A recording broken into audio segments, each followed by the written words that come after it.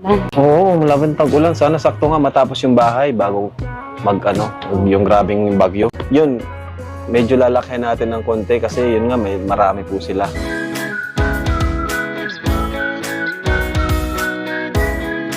Kalingap Rab aminado, bahay nila VNC mas malaki-laki dahil marami sila. At dapat may likas na sila, habang hindi pa dumating ang malakas na bagyo o tag-ulan. Yan ay sama-sama nating tutukan mamaya mga kalingap.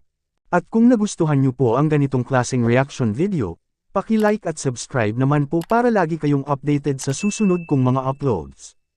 At salamat sa walang sawang pagmamahal at suporta kay Kuya Val Santos Matubang at Idol Kalingap Rab. Paalala, panoorin at tapusin ang video na ito para malaman mo kung ano ang nilalaman nito bago mag-comment.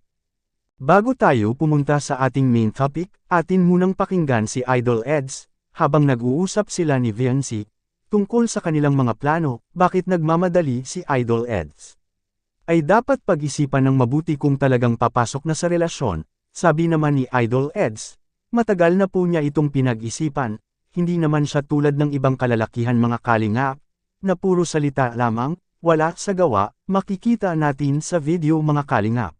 Mabilis at direct sa mga tanong ko. Ito na lang nakikita ko.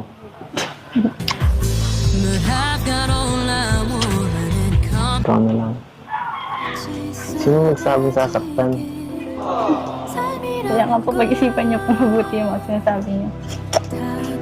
Ang tagal ko ng pinag-isipan eh.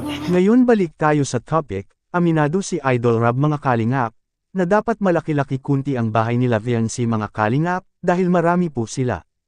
At dapat may likas na sila, habang wala pang malakas na bagyo o tag-ulan, ang plano ni Idol Rab mga kalingap.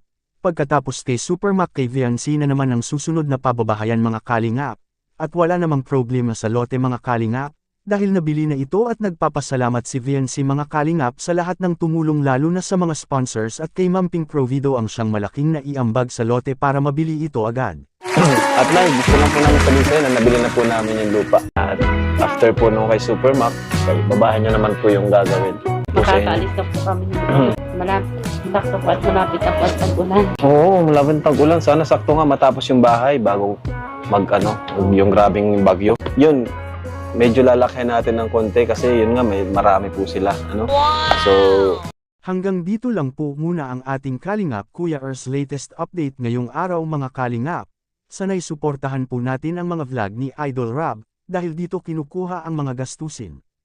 Tulad ng pabahay, weekly allowance sa mga beneficiaries, gamot at pagkain, sahod sa mga staff at iba pa.